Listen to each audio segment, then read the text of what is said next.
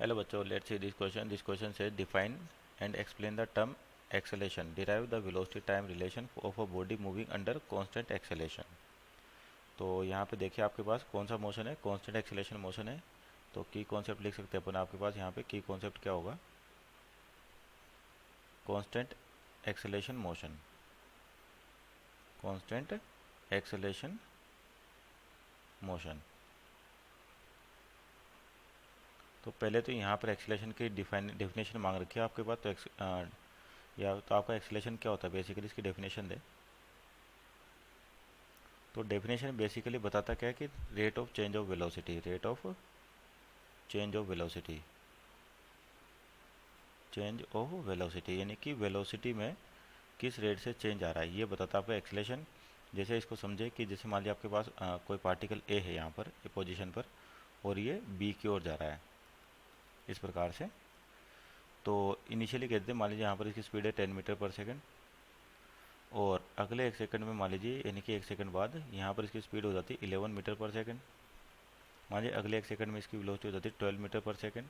इस तरीके से अगले एक सेकंड में हो जाती है वापस फिर से 13 मीटर पर सेकंड, और अगले नेक्स्ट सेकंड में मान लीजिए इसकी वेलोसिटी हो जाती है फिर से 12 मीटर पर सेकंड। तो यहाँ देखिए अब मान लीजिए पहले सेकंड की बात करते हैं कि यहाँ से मान लीजिए इसको बी बोल देते हैं। तो ए से बी पर आपको दिख रहा है कि अगर इनिशियली 10 मीटर पर सेकंड थी और बी पर क्या होगी 11 होगी इस, तो यानी कि एक सेकंड में, यानी कि एक सेकंड में आपकी जो वेलोसिटी में इंक्रीमेंट आ रहा है वो आ रहा है 1 मीटर पर सेकंड। तो एक्सेलेरेशन ये बताता है कि आपको कि change in velocity in a change in velocity with respect to time. तो यहाँ पे एक सेकंड में 1 मीटर पर सेकंड का क्या हो रहा है आपके पास चेंज आ रहा है। तो इसका मतलब ए से बी पर अपन कहें तो एक्सेलेरेशन होगा 1 मीटर पर सेकंड स्क्वायर। उसी प्रकार से मान लीजिए सी पॉइंट है, तो देखिए 11 से 12 हुआ, यानी कि मैग्नीट्यूड में चेंज आ रहा है आपके पास। और फिर से एक सेकंड की बात कर रखी है, तो एक सेकंड में फिर से वेलोसिटी कितनी, 11 से 12 होगी। इसका मतलब फिर से एक्सेलेटर बॉडी हुई आपके पास, और उसका एक्सेलेरेशन कितना, 1 मीटर पर सेकंड स्क्वायर। तो जब स्ट्रेट लाइन में चलेंगे अपने पास, अभी डायरेक्शन की बात नहीं करें, तो वेलोसिटी के मैग्नीट्यूड में चेंज आ रहा है। तो देखिए जैसे यहाँ पर 13 है इस वाले पॉइंट पर, और यहाँ पर कितने की 12 होगी। इसका मतलब वेलोसिटी के मैग्नीट्यूड में चेंज तो आया कितने का है, 1 मीटर पर सेकंड का।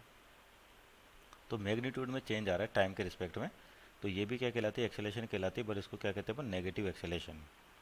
यानी कि एक्सेलेरेशन की बात करें तो आपके पास वेलोसिटी के मैग्नीट्यूड में चेंज आ रहा है, तो यानी कि एक्सेलेरेशन होगा। अगर वेलोसिटी कम हो रही है तो यानी कि उसको बोलते हैं नेगेटिव एक्सेलेरेशन या रिटार्डेशन।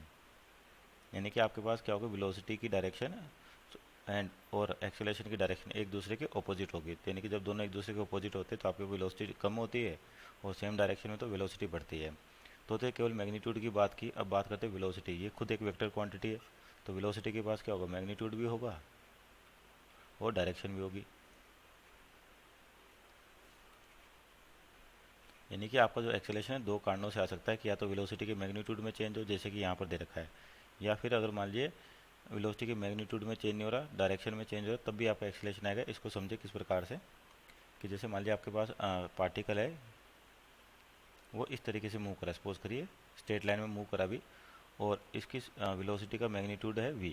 और जब ये टर्न लेता है मान लीजिए इस तरह से कर्वीलिनियर पाथ लेता है, और यहाँ पर भी मान लीजिए वेलोसिटी का जो मैग्नीट्यूड है अभी भी कितना v, यानी कि वेलोसिटी का मैग्नीट्यूड वो तो कांस्टेंट है।